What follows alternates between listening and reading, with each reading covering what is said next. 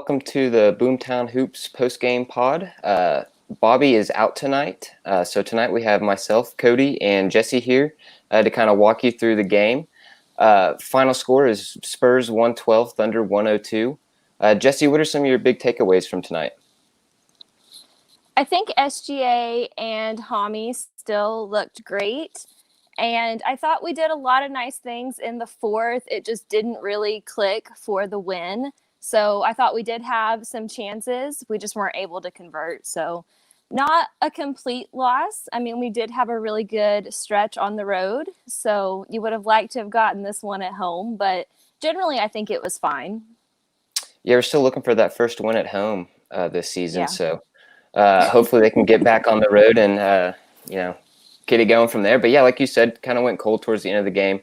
Kind of sloppy as well. We kind of put them on the line a lot towards the end of the game. At one point, SGA had 9 free throw attempts by himself, and the Spurs only had 9 as a team. And so they ended up with about 23 free throw attempts to our 29. So, putting them at the line at the end of the game really kind of iced it for them. And then you also look, that second quarter, you only score 17 points in the second quarter, and you're kind of playing catch up the rest of the game. So, but it's a really good fight from those young guys. So, any stats kind of stick out to you as far as these bench guys go? I know we were talking before, really impressed with Diallo. Yeah, I think he's put together a nice stretch of games. And he was attacking the same way tonight. The shots just didn't necessarily fall as much. I also thought it was fun seeing Justin Jackson come in. He came in whenever Roby was out for an injury. Roby did come back, but I thought for Justin Jackson filling in like that, he, I think, hit a layup and a 3. So he had the quick 5 points. And we kind of talked that the rotation was a little odd tonight. We played more than 10, which is what we've kind of been doing. So, yeah, I thought it was nice for him to come in and add the points like that. Yeah, we were talking at one point, the beginning of the fourth, we had a lineup of Diallo, Roby, Poku, Kendrick Williams, and Muscala out there. We see Poku out there goaltending like he's playing in the EuroLeague still. And then, Isaiah Roby's out there doing his thing, and Muscala's hitting a couple threes. But they fought hard, kind of kept the team in there. But yeah, just interesting from Dagnall going to a 12-man rotation tonight. We've been seeing something pretty less than that. 8 to 10 has been usually his go-to. So it's kind of interesting. You wonder if it's maybe because they're on they have back-to-back tomorrow, so maybe you're trying to rest some of the guys along the way and kind of get them some NBA time. But yeah, it was an interesting lineup choices, that's for sure. There's not any game where I'm going to want Kenrich in the fourth, I have a hard time with that one. And with Poku, it's like he hit the free throw line jumper, he banked it in, and I was like, money. Like, okay, we're on to something. But then he went down and goaltended again. And I've been trying to be pretty lenient on him, but I'm like, okay, this is multiple times where we've done this, and maybe it's just something he'll always do. I don't know. I was hoping he would fix that correction by now, but yeah, he got me with the jumper and then straight into the goaltending. Yeah, he's gonna take a little bit of time to get used to that. But we've seen it. He's seen him do it a lot so far this year, which is kind of surprising with how smart he is basketball IQ wise. He doesn't look lost out there from a mental standpoint. It's more from a physical and shot selection. But yeah, he's got to clean that up. This isn't second league Greece anymore. No, it's not.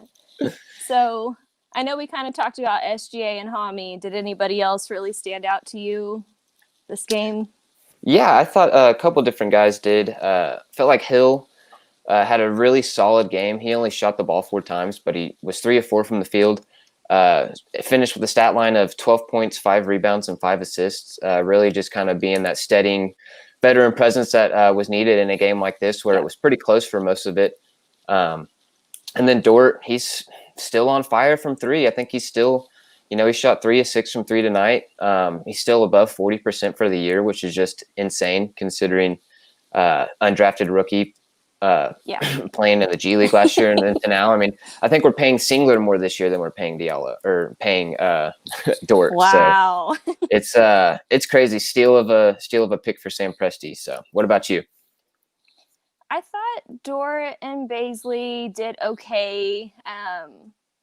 I just thought George Hill kind of took over in the fourth, and he was getting to the free throw line. That was nice to see. We saw some moves from Al Horford, which we haven't seen in a while. He was attacking. He got that big dunk, I think, in the first or second.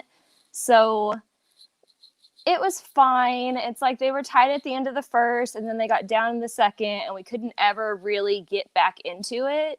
But we did have chances in the fourth, so yeah, we're just going to have to get our first home win tomorrow against the Lakers. It's fine. Yeah, exactly. Yeah, they got the game, to within, a couple possessions late. That's really kind of where you want to be. This season is all about the young guys developing and growing in those situations where, once they mature in the next couple of years, when they're in those clutch time minutes, you want them to have that experience of being the lead guys. And, we've had a lot of games this season where, we've been in it late. And so it's been great to see them kind of take that step forward and get those clutch minutes. So. Yeah, I think all good things.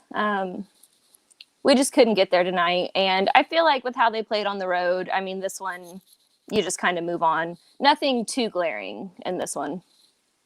Yeah, and it's just one of those things where they kind of came back to earth as far as shooting goes. They've been on a pretty hot streak. And Yes. I think we could definitely tell from the beginning of the season that this team is not going to be the greatest three-point shooting team in the league. So they just kind of came back down to earth tonight. And it's going to happen in a 72-game season. And it's just making sure you make those adjustments as a team. And I was actually really impressed with them getting to the foul line really early in the game. It kind of tapered off towards the end.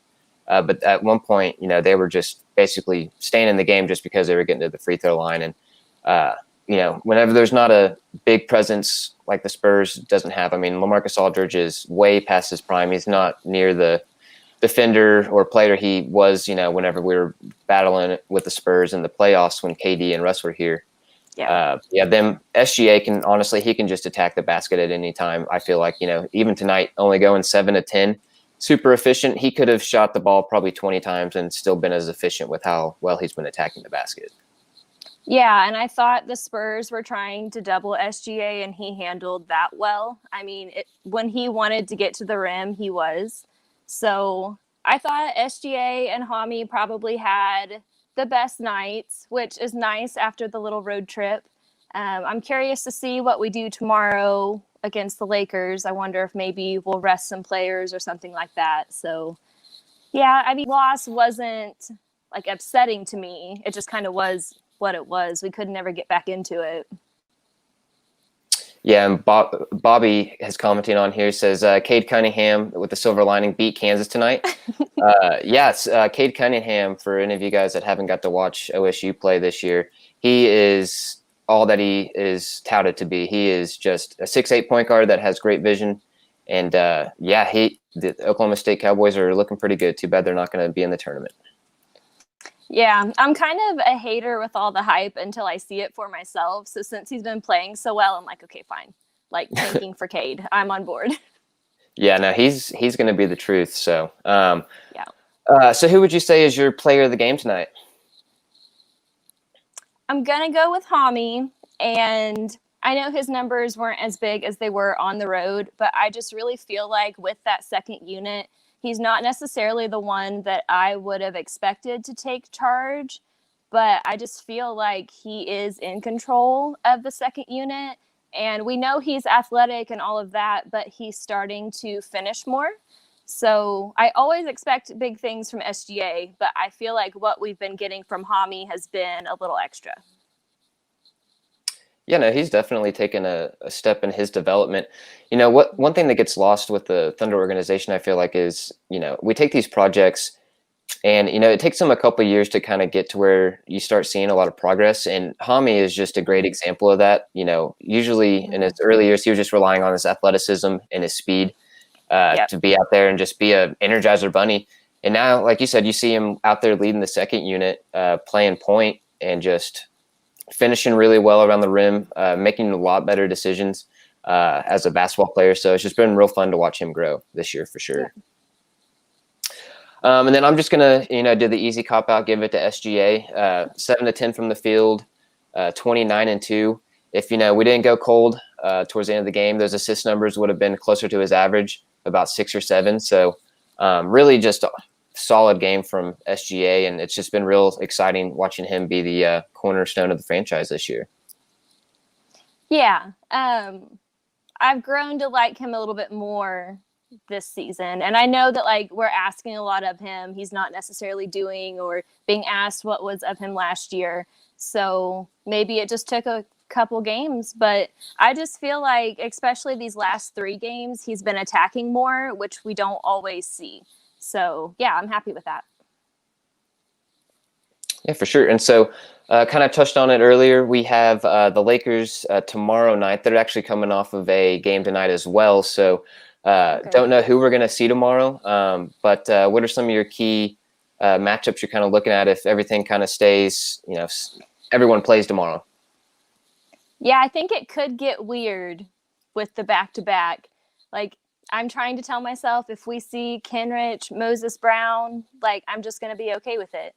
So for me, playing against Dennis is a big deal. He was one of my favorites. So I'll probably just be looking forward to see him. And hopefully, like, we get a win. I wouldn't ever want to not beat the Lakers, Yeah, for sure. I just want to see LeBron play in Oklahoma City at some point. I feel like it's been forever since I've seen LeBron play here. So just, it really sucks that we're in a pandemic year and we can't go to the Chesapeake Arena anymore this season. Would love to see the Lakers in town. But yeah, it's going to be should be an interesting matchup. They have their front court of Davis and LeBron is just going to be very interesting to see how our interior defense can play against them whenever they could not do a whole lot against, say, the Knicks and the Nets. Yeah. If we could not let Kyle Kuzma roast us like he did last season, I would be on board for that. Because I went to that game and then like nobody played for the Lakers and then they won anyways. So yeah, I think he went off for like a 40-piece in that game, and it was just like, all right, this is prime Russ and PG Thunder whenever they thought that they could just play whenever they wanted or not, Yes, that game was not very fun. So I'm hoping for a better outcome tomorrow. For sure. Like you said, hopefully we can get that first win tomorrow. And so for Jesse and I tonight, thank you guys for coming in. Even though it was a loss tonight, we got another game tomorrow. So hopefully we can get things back on track and have a good chat on a win tomorrow. And we will see you guys tomorrow. And hopefully we can get some more perspectives from some of the other Boomtown team. It's always good whenever we have a full house, and tonight just wasn't that night. But Jesse and I did the best that we could do. So